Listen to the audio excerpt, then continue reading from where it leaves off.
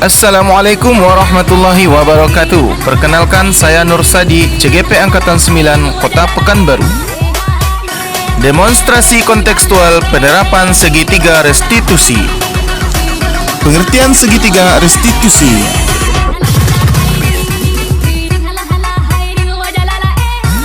Tahapan-tahapan segitiga restitusi. Kasus pertama.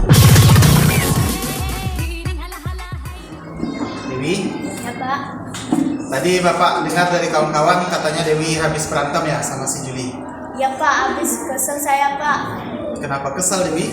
Dia nggak pernah piket setiap hari Selasa Pak. Saya pikir dia malah main-main saja. Malah dia lari-lari dari luar ke dalam yang membuat kelas kotor berantakan lagi Pak. Oh begitu. Ya wajar lah kalau Dewi marah-marah ya. Kalau seandainya Bapak di posisi Dewi, mungkin Bapak juga akan marah. Lalu apa yang Dewi lakukan kepada Juli? Saya marahi Pak, saya omelin sepuasnya dan saya dengan penuh emosi saya lempar sapu ke lantai Pak. Oh begitu. Dewi melakukan itu pasti ada alasannya kan? Ya Pak, masa setiap hari Selasa dia nggak piket, bukannya membantu malah motor. Masa bagak kali dia Pak. Ya wajar lah kalau Dewi marah karena mengerjakan piket sendiri, kemudian Juli datang malah mengotori kelasnya ya. Bapak sangat menghargai tindakan Dewi, masih bisa mengontrol emosi. Untung tidak melemparkan sapu ke wajahnya si Juli ya. Kalau seandainya dilempar ke wajah Juli, tentu akan lebih parah lagi. Kira-kira tindakan Dewi marah-marah, ngomel-ngomel, maki-maki, sampai melempar sapu itu sudah sesuai nggak dengan keyakinan kelas kita? Tidak Pak, Menurut Dewi, keyakinan apa yang sudah Dewi langgar? membudayakan 5S Pak, menyayangi dan menghargai teman. Nah, itu benar. Menurut Dewi, 5S itu dan menyayangi teman itu apakah penting? Penting Pak. Menurut Dewi, apa yang harus Dewi lakukan di saat Dewi emosi? Menahan emosi Pak. Dewi bersedia memperbaiki masalah ini? Bersedia Pak.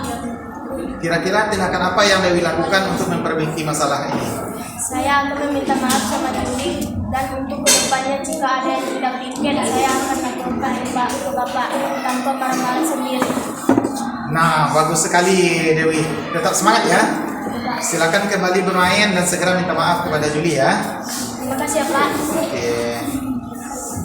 Selamat pagi, perkenalkan saya Dewi dari siswa kelas 5. Saya senang sekali diajak diskusi oleh Bapak Guru tentang mengenali emosi saya ketika ada kawan yang bersalah. Dari diskusi tersebut, saya menyadari bahwa emosi tidak akan bisa menyelesaikan masalah. Jika ada masalah, kita harus banyak bersabar dan selesaikan dengan baik. Tetap berpedoman kepada keyakinan kita. Terima kasih. Kasus kedua. Selamat pagi, Sordin. Bapak lihat Sordin sering tidak masuk tanpa alasan. Kata-kata kawan Sordin hanya main-main aja di rumah. Apa benar begitu, Sordin? Ya Pak. Udah berapa kali Sordin tidak masuk? Ini baru 2 kali Pak. Menurut Sordin, tidak masuk sekolah itu apakah termasuk perbuatan yang baik atau yang salah? Perbuatan yang salah Pak. Sordin, berbuat kesalahan itu memang manusiawi. Setiap orang pasti pernah berbuat salah. Yang penting kita belajar dari kesalahan tersebut dan berusaha untuk memperbaiki kesalahan tersebut. Setuju, Sordin? Setuju Pak. Maukah Sordin kita carikan solusinya bersama-sama? Ya Pak. Sordin sering tidak masuk pasti ada alasannya kan? Kenapa Sordin sering tidak masuk? Sampai karena orang tua ayah sampai sore Pak. Kadang malam pulang karena aku capek saya masuk kerja. Bapak maklum keadaan Sordin. Membantu orang tua itu penting. Belajar tidak kalah penting daripada membantu orang tua demi kesuksesan Sordin di masa yang akan datang. Bapak tahu posisi Sordin yang sekarang, karena Bapak dulu juga mengalami hal tersebut. Bapak dulu juga membantu orang tua pulang sekolah, bahkan Bapak tidur di ladang-ladang. Jadi sehingga Bapak harus jalan kaki lebih kurang 1 jam, bahkan menyeberangi 3 sungai dulu menuju ke sekolah.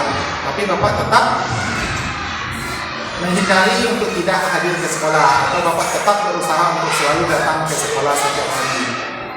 Apakah Sordin tidak mau menjadi orang yang sukses di masa depan? Mau Pak. Kira-kira kalau untuk sukses itu apa yang perlu dilakukan? Belajar dengan giat, Pak. Nah, itu benar. Kalau Sordin sering tidak masuk, Sordin tahu Sordin melanggar kira-kira kelas kita. Tahu, Pak. Kira-kira kelas apa yang Sordin langgar? Disiplin, Pak. Datang tepat waktu, Pak. Menurut Sordin, apakah disiplin itu penting? Penting, Pak. Membuat kita lebih menghargai waktu. Menghargai waktu itu sangat penting dan sangat bermanfaat untuk kita, Sordin. Untuk menjadikan orang yang sukses, salah satu yang harus dilakukan adalah menghargai waktu. Ya, Pak. Saya akan berubah. Nah, begitu dong Sordin. Mantap sekali Sordin, luar biasa. Kita boleh membantu orang tua. Setelah itu jangan main HP lagi. Langsung istirahat karena besoknya kita harus sekolah. Nanti Bapak juga akan berkomunikasi dengan orang tua Sordin tentang hal ini agar Sordin tetap semangat sekolah dan datang satu hari tidak ada bolos lagi. Sekarang semangat kembali beristirahat dan bermain sama kawan-kawan lagi.